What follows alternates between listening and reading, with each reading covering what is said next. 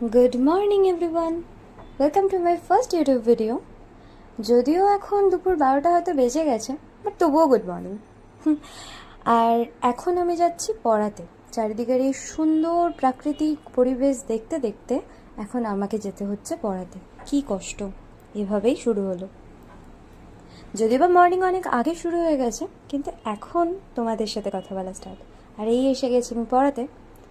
যদি তোমরা দেখতে পাও পিছনে ঘড়ির টাইমটা দেখো একবার, কত লেট হয়ে গেছে। আর এখন আমার স্টুডেন্ট এসে বসতে পারেনি, ওয়েট করছি।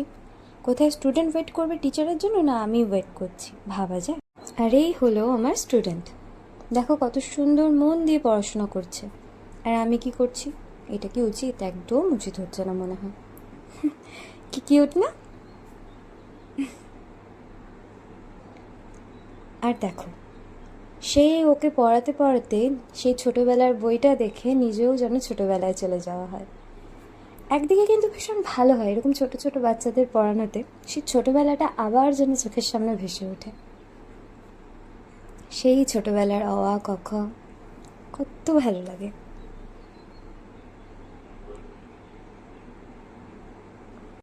বাড়িতে আসার সাথে সাথেই মা হাতে ধরিয়ে দিল এক গ্লাস আমের শরবত। এই গরমে আমের শরবত খাওয়া খুবই ভালো, বাট আমার কেন জানি না খুব একটা ভালো লাগে না। তবুও খেয়ে নিতে হলো, কিছু করার নেই।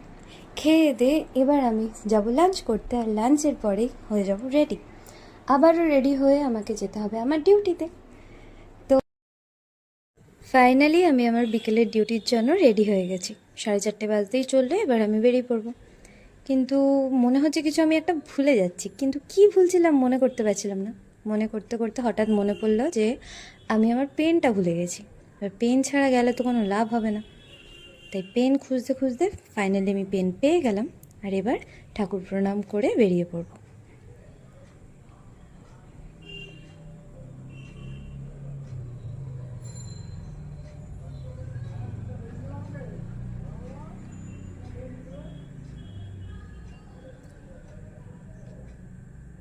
আর বেরোনোর সময় আমার দেখা হয়ে গেল আমার ছোট বোনের সঙ্গে।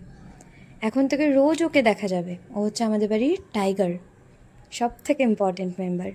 আর এই হচ্ছে আমার আরেক ভাই, আমার বন্ধু অ্যান্ড আমার বডিগার্ড, সব সময় আমার সঙ্গে যায়। আর এই যে বাকিরাও সব চলে এসছে আমার সঙ্গে এখানে দেখা করতে। রোজ ওদের সঙ্গে একসঙ্গেই আমি যাই পড়াতে। রোজ আমার জন্য রাস্তায় দাঁড়িয়ে দাঁড়িয়ে ওয়েট করে। আর ওই যে আরেকজন।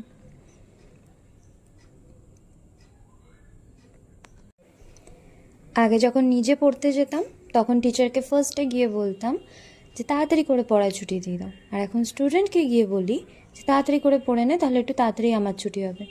আমার সিচুয়েশন একই রয়ে গেছে।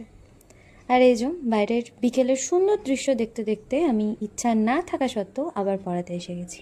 আর এই হচ্ছে আমার বিচ্ছু স্টুডেন্ট, যে কোনো দিনের মতন আজকেও কোনো রকমের কোনো হোমওয়ার্ক করে রাখেনি। কিচ্ছু করার নেই, পড়ানো শেষ, এবার আমি বেরিয়ে পড়েছি। আর দেখো বাইরে বেরিয়ে একজন গোমাতার সঙ্গে আমার দেখা হয়ে গেল। বাড়িতে আসতে আসতে দেখি আরেকজন এসে আমার জন্য অপেক্ষা করছে। উফ, সত্যি। আর ওকে পড়াতে পড়াতে কারেন্টও চলে গেছে। কিছু বছর আগে যখন এই টাইমটায় খেলাধুলা করতে করতে মা যখন জোর করে পড়তে পাঠাতো, তখন কি কষ্টটাই না হতো। তখন মনে করতাম বড় হলে এই টাইমটা অন্ততপক্ষে সুন্দর ঘুরে বেড়াবো, খেলবো। আর এখন বড় হয়ে গিয়ে এখন নিজের পড়ার হয়তো অতটা প্রেশার না থাকলেও অন্যের পড়ার প্রেশার ঠিক চলে এসছে। বিকেলের ওয়েদারটা এনজয় করার এখনও হয় না, কিন্তু যাই হোক, চা তো এনজয় করাই যায়, এই স্বাদের তো কোনো ভাগ হয় না। তাই সিচুয়েশন যাই হোক না কেন, 1 কাপ চা, সাথে স্টুডেন্ট, আর এই হচ্ছে আমার লাইফ এখন। তারপরে নিজে চলে এলাম একটু পড়াশোনা করতে। কাউকে পড়াতে গেলে একটু পড়তেও হবে, তাই না? আর সব বাচ্চা কাচ্চাদের সঙ্গে আজকে আমরা পড়তে বসেছি। ফাইনালি পড়াও শেষ, আর এবার আমি চললাম আমার বাড়ির পথে।